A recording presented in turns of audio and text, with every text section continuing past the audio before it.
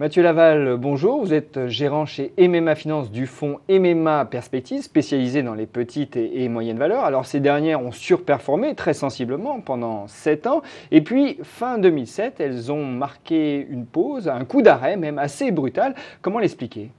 Mais écoutez, depuis l'apparition de la crise des subprimes dès l'été 2007, les investisseurs ont sanctionné dans un premier temps les valeurs financières directement liées aux subprimes, puis les valeurs cycliques, essentiellement pour des raisons d'anticipation de fort ralentissement économique, et enfin les petites capitalisations boursières pour des raisons de prise de profit et de besoins accrus de liquidité. Ça signifie que la correction de ces dernières procède avant tout de facteurs techniques. La correction est avant tout liée à des facteurs techniques.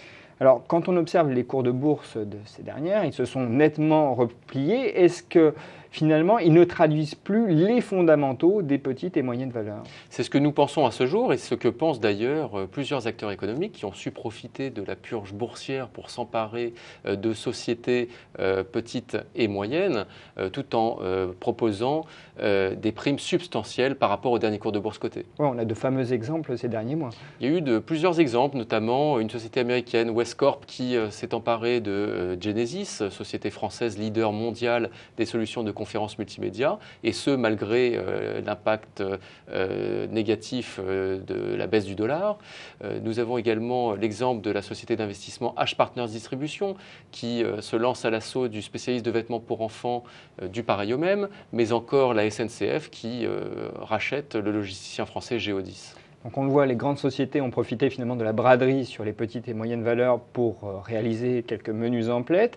Mais est-ce que ça signifie que la décote de ces mêmes valeurs constitue leur principal argument ? Ce n'est pas leur principal argument, c'en est un, mais il y en a d'autres. Ces valeurs présentent un profil de croissance important. On comprend intuitivement qu'il est plus facile de doubler son chiffre d'affaires quand on réalise 100 millions d'euros de facturation plutôt que 10 milliards. Le deuxième élément est qu'elles sont souvent positionnées sur un seul métier, ce qui est plus facile à appréhender et à analyser. Certaines sociétés ont un capital familial et à ce moment-là, l'entreprise représente l'essentiel du patrimoine des dirigeants qui assurent une gestion rigoureuse de l'activité. Et enfin, ces sociétés sont souvent présentes sur des niches de marché avec des positions de leader, ce qui permet à l'investisseur d'appréhender de nombreux thèmes d'investissement qu'il ne pourrait pas aborder en étant positionné sur les seules grandes valeurs. Alors justement, quels thèmes d'investissement explorez-vous au travers des petites et moyennes valeurs ? Ils sont nombreux. Je citerai tout d'abord le thème de la dépendance lié au vieillissement de la population, avec un investissement dans la société Orpea, leader sur le marché privé français des maisons de retraite et cliniques. Et Orpea est également présent à l'international et se développe en Belgique, en Espagne, en Italie et en Suisse.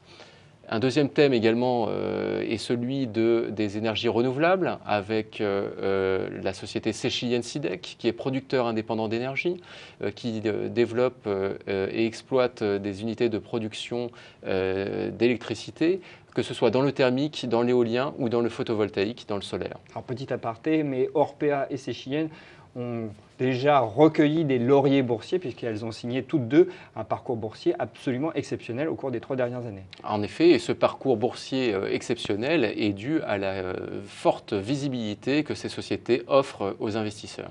Alors, les maisons de retraite, enfin le vieillissement de la population, les énergies renouvelables, y a-t-il d'autres thèmes que vous jouiez ? Absolument, il y a d'autres thèmes, notamment le thème de la technologie avec le leader mondial des kits main libre pour automobiles, la société Parrot, qui bénéficie d'un durcissement de la législation pour l'usage du téléphone mobile en voiture et également bénéficie de relais de croissance avec les applications grand public. Il y a également le domaine de la plaisance avec une société comme Beneteau ou bien encore le domaine des câbles d'énergie avec le leader mondial coté en bourse Nexans. Et enfin, je citerai le marché des études par enquête avec la société Ipsos. Alors on voit bien, les petites et moyennes valeurs offrent pléthore de thèmes d'investissement, mais est-ce qu'elles constituent tout de même la panacée pour un investisseur individuel ? Écoutez, ce n'est pas la panacée pour un investisseur individuel, mais il s'agit d'un véritable vivier de sociétés. Ces petites et moyennes valeurs représentent 90% du nombre de sociétés cotées en bourse, mais seulement 10% de la capitalisation boursière totale du marché. Donc il paraît opportun d'investir 10 à 15% de son portefeuille actions sur ce type de valeur. C'est un outil de diversification de ses actifs et c'est également un outil d'optimisation de performance à moyen terme. Enfin, je dirais qu'un tel investissement permet à l'investisseur d'être positionné en amont sur les futures grandes valeurs de demain si elles réussissent à préserver leur indépendance, car ce sont naturellement les cibles des grands groupes. Mathieu Laval, merci.